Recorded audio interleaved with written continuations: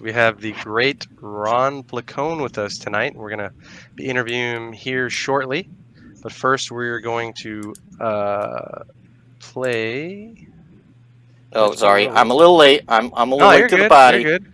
You're good. All right. And we're going to play his this a video from Ron Placone. Yep. Check it out. Yep. Check it out.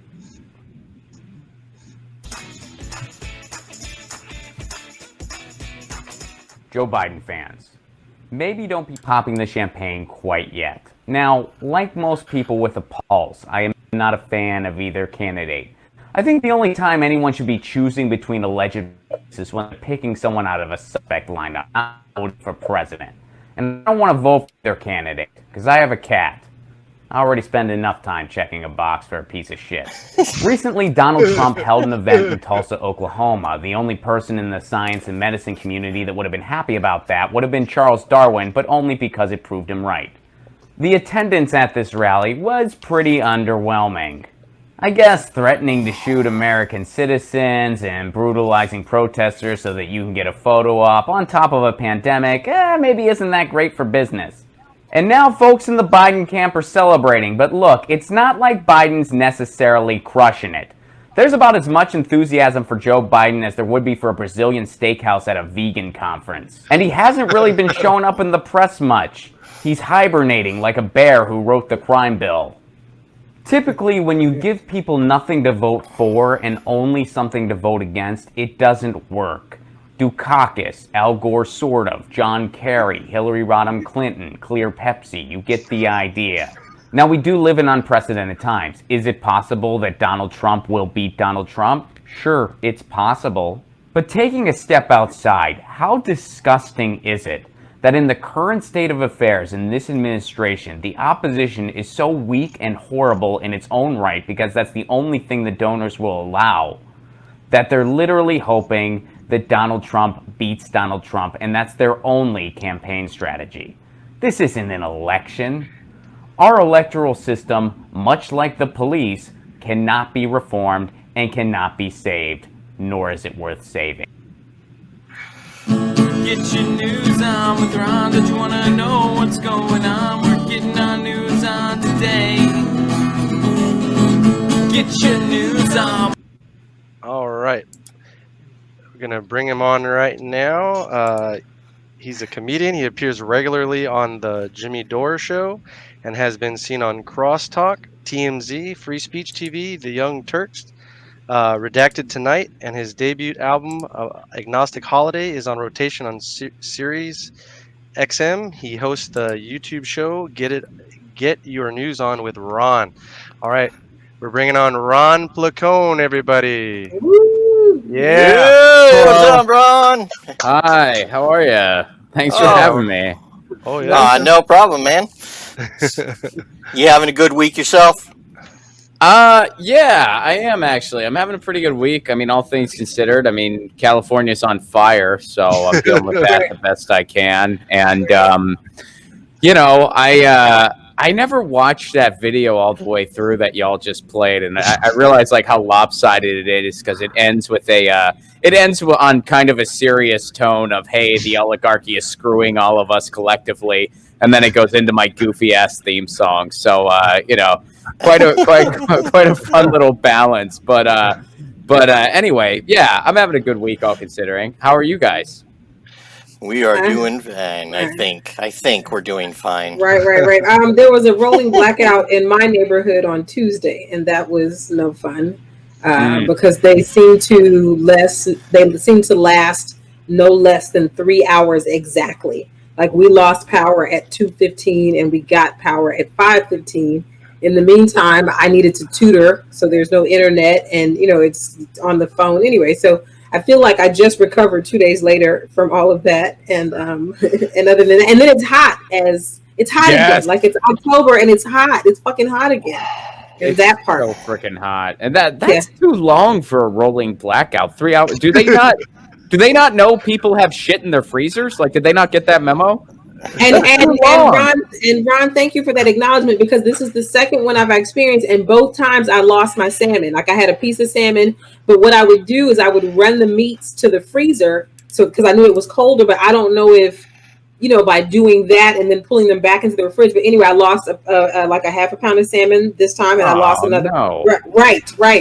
And my neighbors got suspicious because they could smell the death of my enemies. Oh, It was just a bad experience altogether in the IE here. Of course, then again, they're used to in the Inland Empire smelling dead bodies. Oh, And so you guys are further east. See, I'm in Pasadena. Well, just so me. Just me. Okay. Yeah, I'm in Michigan. I'm in the heart of LA, La Brea, and Okay. Venice.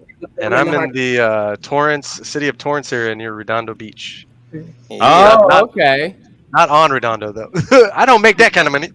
Well, we're actually going to be kind of neighbors soon, you and I. Oh, right, nice. Yeah, I guess I haven't announced this at all, but I mean, whatever, who cares? But I'm moving to San Pedro. Oh, you're gonna be really close. Yeah, yeah. My wife got a job out that way, and she's been doing the commute, and it's just too much from Pasadena. Yeah. So we're moving closer to our gig, which is like the Pedro Long Beach area. So. Got it. Nice. But you're going from one end to the absolute other end. Like, 'cause Yeah. I've been so you're straight down the 110 from north all the way south. Totally. I mean, I like Pasadena too. It's a great town, but we always wanted to get closer to the water at some point, so this kind of presented itself as an opportunity. So, Nice. There you go. what are you gonna do? Well, if you And- ever need anybody to show you around, let me know. All right. And our other host, who's not with us today because she's recovering from the plague, she's in downtown LA. So I've heard of it. Yeah. Downtown LA or the plague? Which one? Anthony, don't worry, she doesn't really have the plague. Otherwise, we'd have to all get our plague masks on. So, we have some questions, but I was actually watching one of your recent episodes, and they were talking about the Proud Boys on it. These two women that you were interviewing. And it was funny to me because they mentioned how the Proud Boys, one of their rules, and I don't know, I haven't met any Proud Boys, even though I look this way. I haven't either. Yeah, I mean, did you get their backstory? The journalists that I had on, they work for an outlet called Status Quo, and it was a journalist named Jen Dyes and Tina Desiree Berg, which, Tina and I are buddies, and she's been on my show a couple of times. Jen I knew of, but I never met before, but it was awesome she could do the show too. And they went incognito to infiltrate the Proud Boys. Like Jen dressed up as we on the show we nicknamed her like Patriot Girl or American Girl or something because she got all this United States flag paraphernalia. And did she say an American flag kimono or something? Yeah. She was dressed as an American flag. And they infiltrated the Proud Boys, like got invited to some of their events, and then got interviews with them. So. Wow. And so one of the things that struck me is that one of their rules is no masturbation. Mm-hmm. And one thing, too. Yeah, well, one of the things that I've learned is groups that are afraid to masturbate are fucking psycho. Yes. Oh, yeah. Like I don't trust a man who goes, no, I would never do that. It's dirty. It's like, you got kittens in your basement. Well, no shit, man, because I mean, growing up, there were those occasional people that you would meet for whatever reason, they just didn't jerk off and they didn't have a partner or whatever. So you just knew, like, this person is just not coming, and they probably should. And you would just look at them, and they always look like they're about to snap, and they always look like you're just like, are they going to start sweating jizz? What is going to happen to them? It's very it's very, very bizarre. So, yeah, I'm with you. I think that's a very weird rule. It's not normal, dude. It's not normal. Right. Like, if you're not doing that, you're obviously not watching porn. Yeah, don't come to my kid's birthday party, please. Like, stay away.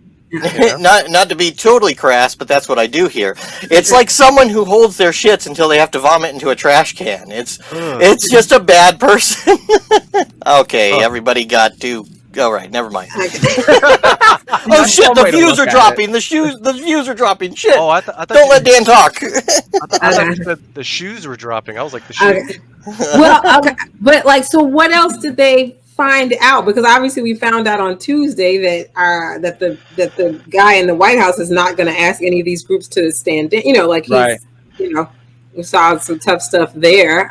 When you said infiltrate, though, I did think of Black Klansmen for just like a minute. Like that's what. Yeah, I mean, it's not. I don't know right. if it Yeah. was that intense, No. but Right. they Yeah. got invited to a barbecue and they went to it, and Mm-hmm. they went to a couple other events, and they basically played it off like they had no idea what the organization was about, and they kind of played like, I've always wanted to be a journalist, I want to learn more about you. And Mm-hmm. so they got, these pretty candid interviews, and they learned a bunch of weird, I mean, weird's just kind of, I mean, some of the things that they were being told.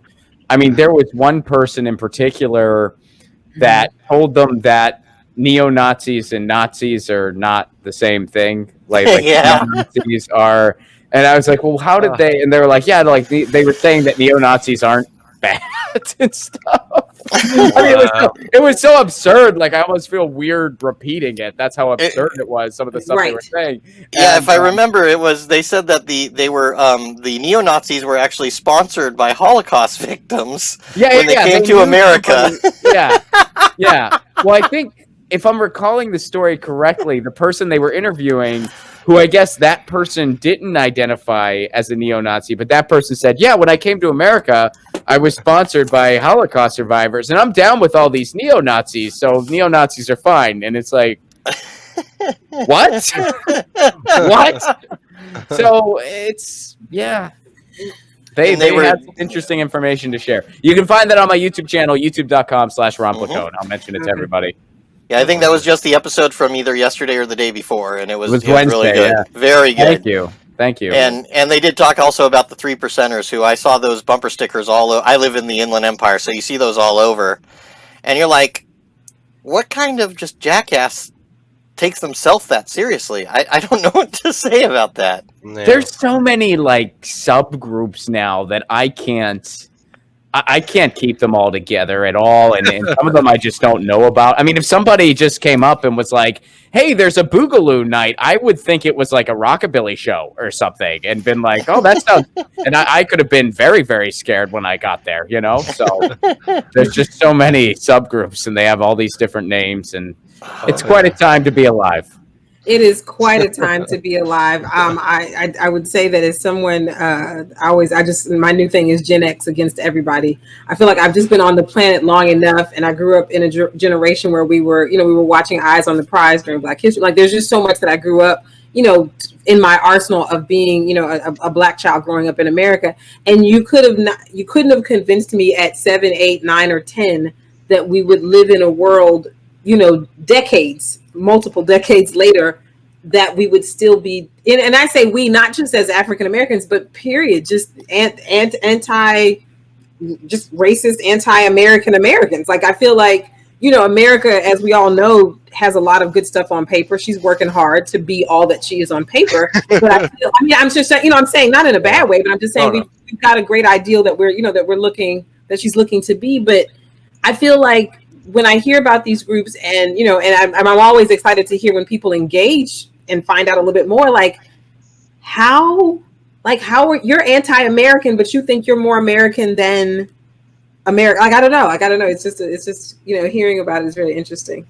Well, I mean, if you're gonna bring up like Gen X, and then I'm like I guess I consider myself an elder millennial. I'm like as old as a millennial can get, and it's I mean, we remember the pre-internet world, and we had a lot of our childhood with the pre-internet world, and I think what it really comes down to is the beauty of the internet is that anyone can find their community.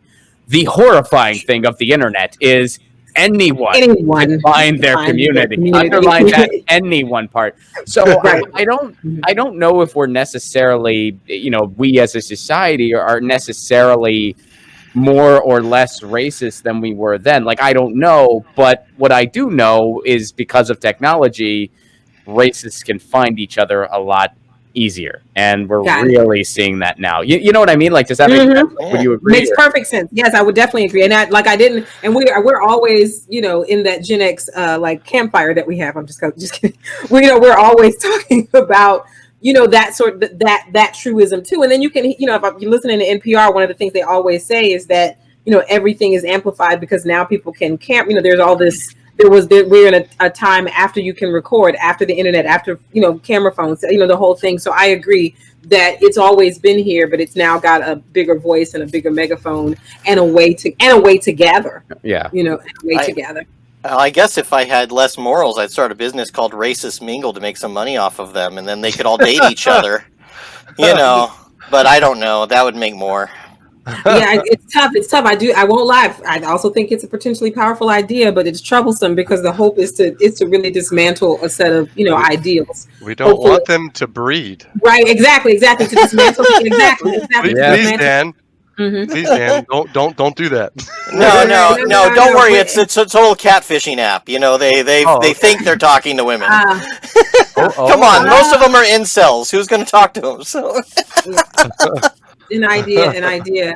Wow. Or it's women that completely change them. Like it's women that are like lined up with all these books to like deprogram their racism and their hatred. And they're like, you mean it's okay for me to come? Yeah, it's totally okay. Don't be racist. Let's start there. Right. There is, and I should have more information about it.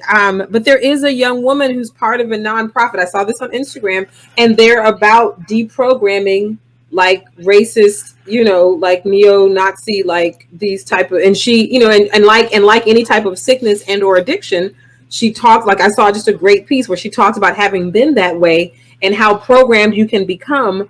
But like anything, you can be deprogrammed. And so she, and it always takes kind of a come to Jesus that usually involves the law, like, having been locked up and having, whatever. So she went through that because interestingly enough, Ron, you might remember, Dan and Stefan, I don't know, like Oprah had, and we're talking about Chicago, Oprah, like had this show where she had like KKK and all these kind of neo-Nazis on the panel. And she talks in later years about just saying that, there was a point where she realized that it was pointless. She wanted to have this conversation where things could be different, or where we could have a different type of conversation. But when she had like the follow-up years later, a couple of the guys had reformed. And a lot of it had to do with they ended up maybe not being someone who pulled the trigger, but they were, in a situation where someone was hurt or killed. And it really, really, unfortunately, it took that for them to say, hey, maybe I need to look at this whole thing a little bit differently. Yeah, so, it's like, hey, big boy, take off those camo pants and I'll show you something better than white pride. Oh, my Lord. On a lighter note, Ron, who was the first stand-up comic you ever saw? I saw that question in advance from you, and I had to think about it. So the technical answer is it was a showcase, so I don't remember who the comics were, but it was when I was in college, we took this, I was part of the student group that took a business trip to New York City during the holiday break in the winter. And one of the nights as an activity, we all went to the comedy club because, not everybody was 21. So that's something you can do if you're just over 18, which everybody was. So we went to the comedy club. And I remember Rick Shapiro was there. That's the only comic I remember. But I don't remember who else was there. Like, I didn't recognize any. But I remember just being blown away by how funny, because it was like a New York club on a weekend night. So everybody was just, they were top-notch comics. And every single comic was my favorite. Because it was just like, everyone made me laugh so hard. I was like, I think that's my favorite of the night. And then another comic would come up. I was like, I think that's my favorite of the night. I was like, nope, that one's my favorite. And I just remember really enjoying it so freaking much. But the first comic that I remember, like, oh, this is a person I'm going to see, was I saw Dave Chappelle when I was in college. So yeah, that's a good one. For a little bit there, I thought you were an undecided voter for a little bit. So yeah, no, I mean, it's like, well, I wanted to give a shout out to the showcase in New York because it was a lot of fun. I don't remember who the comics were, but then I saw Dave Chappelle in college, and I missed my chance to see Carlin before he died, so I'll regret that forever. But same here. I was supposed to go on his last show, and I was short a little money. My buddy's like, I'm not spotting you this time. And then he dies not even months later, and I was like, son of a bitch. There's things you could have done. I was in, I mean, he used to come, he pretty much performed every year until his death. And I had just moved to Seattle, Washington. I was like just out of college, trying to find myself, going out to the West Coast. And Carlin was coming to town. I had just moved across country, hadn't found a day job yet. I felt like money was a little tight, and I didn't go. And I figured he'll be back next year. No, he died the following year. So Wow. I'll regret that forever. Same. But I have seen his record collection, so I have that. Ah, Hey, it's bad for you in my opinion, it's bad for you. His last was his best. It was just a great thing. It's all bullshit and it's all bad for you. And I've taken that attitude for the rest of my life. It makes me a happy person. What we got in the next question there, Steph? Let's see here. We also got what was it like to tell your first comedy bit that got the first laugh? Like what was that like for you and what was the bit?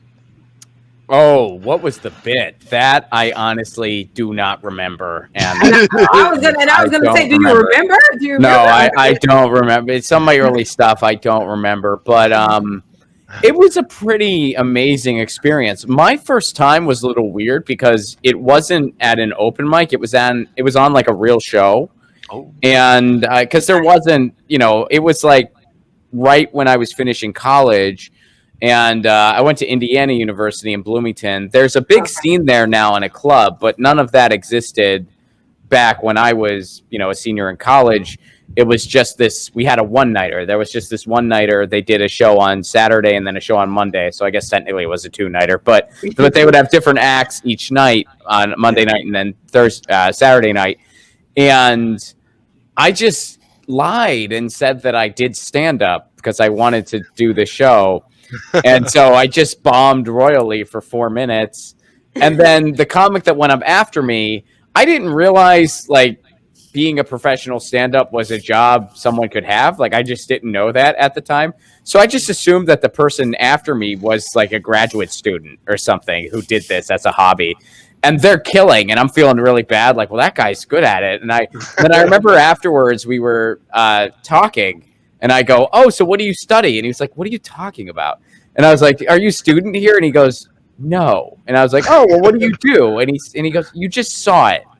And he's like, how did you get here? And I was like, do you have any advice for me? And he was like, I think you need to write jokes. And I was like, oh, cool. And I wrote down that advice. He was very polite. Write jokes. Shit, Yeah. never thought of that. No, I literally have that. I mean, I still have all my old notebooks.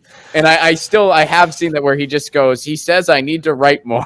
I need to write jokes. And that comic is actually still a comic here in LA. And I don't think he remembers that because we have met each other since. Like we've been on shows together since. And I've never brought that night up. I looked a lot different back then. I had shoulder length hair and no glasses. And I was like 23 or whatever.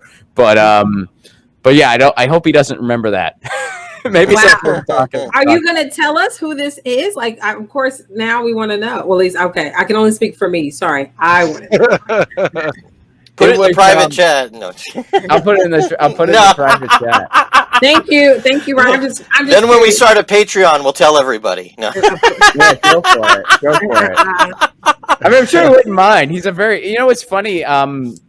We actually ran into each other at a NACA. You guys know what NACA is? It's like for colleges. It's like, well, I don't know some of the viewers, but NACA is it's where you go to get college gigs. Like you do a big showcase for college students from different schools all over the country, and if they like you, they book you. And comedian showcase and speaker showcase, and it was Andy Hendricks. I guess I'll just say it was Andy Hendrickson's the comedian. And, as far as I know, he's still based here in LA. But we actually saw each other years later at a there you go, people. Showcase where we were both showcasing, and I ran into him. We were on the same flight back to Los Angeles, and he happened to be sitting first class, and I was not. I was sitting coach. But I tweeted right before we took off. I tweeted at him, and I just go, well, you could tell which comic has more TV credits than the other because Andy Hendrickson is sitting first class and I'm not. And then when we landed, we're both at baggage claim getting our bags, and he comes up to me and he goes, you didn't ask me if I paid for the first class ticket or not. I guess he just got a free upgrade with his miles or something. Okay. So, Yeah. But yeah, I don't know if he remembers that. I hope he doesn't remember that one fateful night in Bloomington, Indiana. But maybe he does. Who knows? Or maybe he just thinks that was some other random, redheaded Kid. comic dude, and like, oh, I wonder what happened to that guy. And he's like, oh, that's Ron. That's with like 8 more inches of hair and no glasses. I can tell that's Ron. But But it What was sounds your like, name again? Titus or something? but Ron, it does sound like a turning point. You know what I'm saying? Like it sounds like a turning point of sorts for your career. Well, I So was when- new. I didn't know what I was doing, and that Right. wasn't. I mean, I got laughs. My first time on stage, I got 0 laughs. My second time on stage, I got laughs, Okay. and it was cool. All right. And then Very what nice. brought you to LA? What brought you because you were like when did you make the move out here? 2016, and I was a road comic for a long. Well, Got I it. guess not a long time, but I was a road comic full time from 2012 to 2016, and I just kind of wanted to. Yeah, I just kind of wanted to take a shot in LA, and so I moved to LA in 2016. Nice. But trying to remember what I was going to say. Ah! Are there any, What are you doing over there? I'm glad this isn't an audio-only podcast, buddy. I was trying to see if anybody in the chat had any questions, but right now we don't. They're just rolling with us, which is cool. When did you start your podcast, Ron? Well, I've had a couple different ones. I mean, I used to run I ran a morning show in Nashville, Tennessee for a hot minute. Oh, And Okay. and now I do a show called Get Your News On with Ron. Right. And I think that show's about 2 years old, so it's still kind of new-ish. Yeah, right, but right. but yeah, I started doing more and more stuff on YouTube, and I kind of realized that like in the YouTuber world, you kind of have to have your own presence. And simultaneously, I don't know if you guys remember this, but like a couple years ago, there were all these streaming apps in the Los Angeles area that would like hire content creators to do streaming shows for their app. And, a lot of them were just fly by night companies. Right. They were just trying to get bought out by like YouTube or Facebook or somebody. And we didn't know that. We thought they were actually trying to be the next YouTube or Facebook, but in reality, none of them were. But A big one yeah. was Ustream. A big one was Ustream, I think. I remember that one. Oh, Yeah, that's I think Donald I Trump's did. favorite. Okay. Is it? I think I don't know. If Something I did about anything with them. streams. He's into that.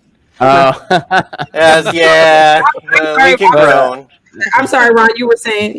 No, that's it. I mean, but so I came up with that show for one of those streaming platforms, and then I kind of liked doing it. So I was like, well, once that contract ended and the company went under, I brought it to YouTube, and then extracted the audio for a podcast and just made it an actual show. So Okay. Nice. Very nice, very nice. Do you have any tips for new comics that are either going to be starting comedy or that have just barely started? well, now's a great time to start because you can't get on stage, so it's awesome. Now's a rough time to start. No, I would say the only advice anyone can give is just write and get on stage. And I think even that is not always. I mean, I would say for 99% of comics, getting on stage as much as possible is pretty much the only way to get better. But then you see these anomalies where there's these comics that are absolutely phenomenal and they only get on stage, once or twice a week or something like that. But I would say that at the very least, regular stage time is very important. And I would say that you got to write. And I would say anything else, there's a good chance it's bad advice. I've been told never talk about politics or religion. I would not have a career if I followed that advice. I've been told, I mean, Thank you. yeah, I mean, so it's like there's a lot of, and sometimes I think a lot of comics, they're well-meaning, but especially when they're like, let me tag this for you, let me do this for you. Occasionally, someone just comes up with a clever tag you hadn't thought of, and it's helpful, and if you use it, great.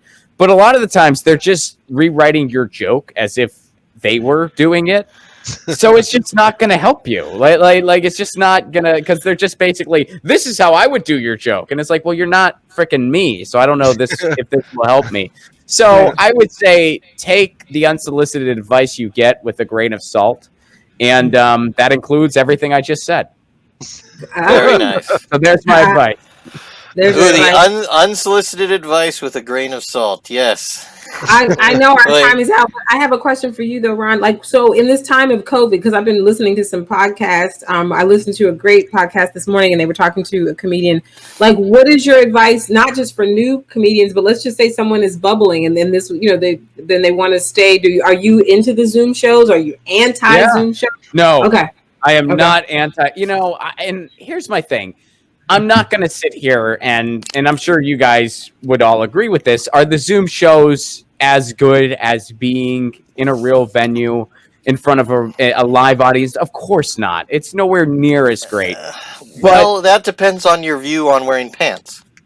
well, that's true. I mean, I have enjoyed. I haven't done a show pantsless, but I have done a show without shoes, and that is really neat to like just be barefoot. And I don't miss the physical travel. Like I did a show for Central Michigan University on Tuesday, and I didn't leave my apartment to do it. That was nice. really freaking cool. I do like that. So but it's certainly not quite the same. There is something that gets lost, and I would never pretend otherwise.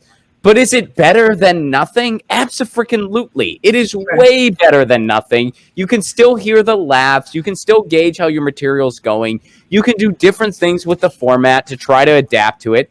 And that's a lot of stand-up anyway. If you're in a crowded bar room where it's rowdy and you have to like reel the people in, you adapt to that room. If you're performing a show where they refuse to turn off the football game, I've been there, you adapt to that situation. Versus if you're in a comedy club when people are there to hear your jokes and you got the most ideal situation, your performance is going to be different. Are you in a room full of people who already know who you are, or do you have to introduce yourself and tell them who you are? I mean, you're always adapting in stand-up, so a Zoom show is just another chapter of adapting. And some of these comics who I won't do a Zoom show. It's not real stand up. Oh, that's just I'm not going to do it. It's like, you're very cool and edgy being anti Zoom show. 20 years ago, there were other very cool and edgy comics who didn't get websites or didn't participate in social media. Do you know where they are now? Of course you don't, because nobody remembers them. So have fun being really cool and edgy and not adopting to technology. You're very hip. I for all of us on here, all of us are comics, and I'm like having a blast. Like I'm doing lots of Zoom shows. It's fun. It is. I agree. I look forward to it. So you could tell a joke and then mute your mic and say, "Shut up, Dad, it's at a show," and then unmute your mic and keep doing your show. Yeah, and you can use your own toilet too. You don't have to use some or the cup, and they can't see it. That's true. I mean, there is. I mean, and hey, I know you, Steven, do some stuff at Flappers. I mean, they play the music ahead of time. You almost feel like you're there a little bit. I mean, and then afterwards, you're drinking your own booze, so it's cheaper. So yeah. I mean, I am pro Zoom show. Am I very excited for when real live stand-up comes back? Of course I am, and I miss it to death.